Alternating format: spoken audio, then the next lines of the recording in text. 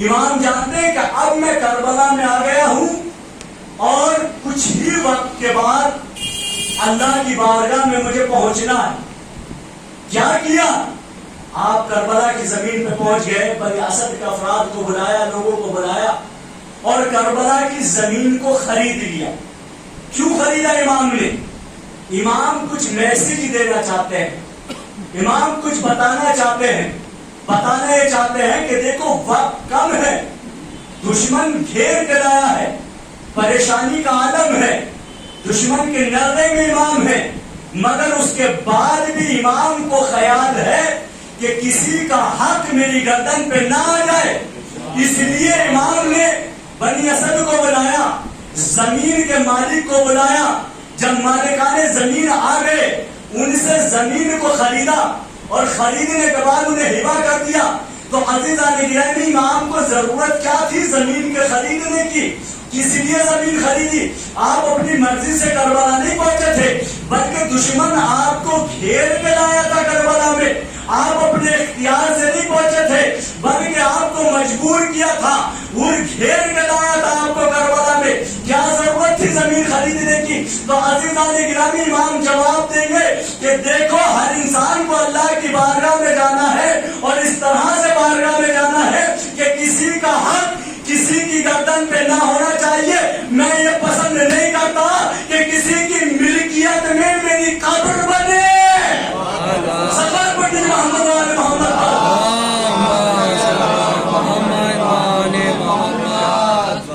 کسی کی ملکیت میں میری قبر بنے، میں یہ پسند نہیں کرتا. اس لیے امام نے زمین کو خریدا، خریدنے کے بعد ہبہ کر دیا. اب یہیں پہ نہیں بلکہ جب وقت اور آگے بڑھتا ہے، صبح عاشور نمودار ہوتی ہے. تو صبح عاشور کا ماحول کیسا تھا؟ ایام ایسا چل رہے ہیں اور آپ مسلسل خطبہ اور ذاکرین سے سنتے چلے آ رہے ہیں کہ صبح عاشور کا ماحول کیا تھا. 9 محرم کو جنگ چھڑ گئی تھی. تیر امام حسین علیہ السلام کے خیمے کی طرف آ چکے تھے.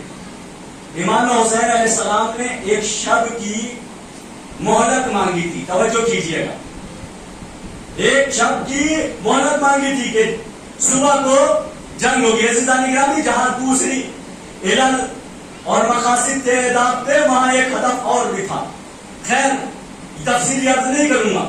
صبح عاشور جب ہو گئی، امام نے پھر اپنے اصحاب کو جمع کیا اور اصحاب میں کہا کہ دیکھو آج آخری دن ہے، یعنی ہماری جنگ ہوگی اور ہم دنیا میں نہیں رہیں گے. عزیزو، اس عالم میں کہ جب امام حسین علیہ السلام کو دشمن نے گھیر رکھا تھا، تو ایسے حالات میں انسان چاہتا یہ ہے کہ زیادہ سے زیادہ اس انسان کی مدد کرنے والے افراد ہونے چاہیے.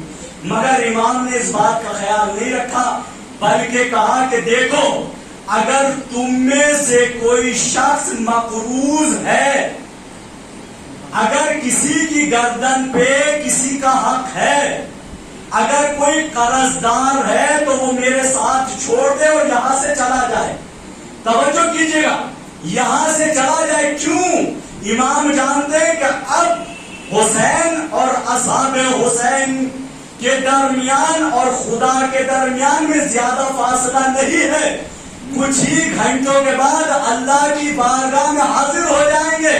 امام نے کہا کہ اگر کسی کی گردن پہ کسی کا حق ہے، کوئی مقروض ہے، کوئی قرض دار ہے، تو یہاں سے چلا جائے. میں یہ پسند نہیں کرتا کہ کوئی انسان، وہ انسان کہ جس کی گردن پہ کسی کا حق ہو اور وہ میں حسین، مجھ حسین پہ اپنی جان کو قربان کر دے، مجھ پہ جان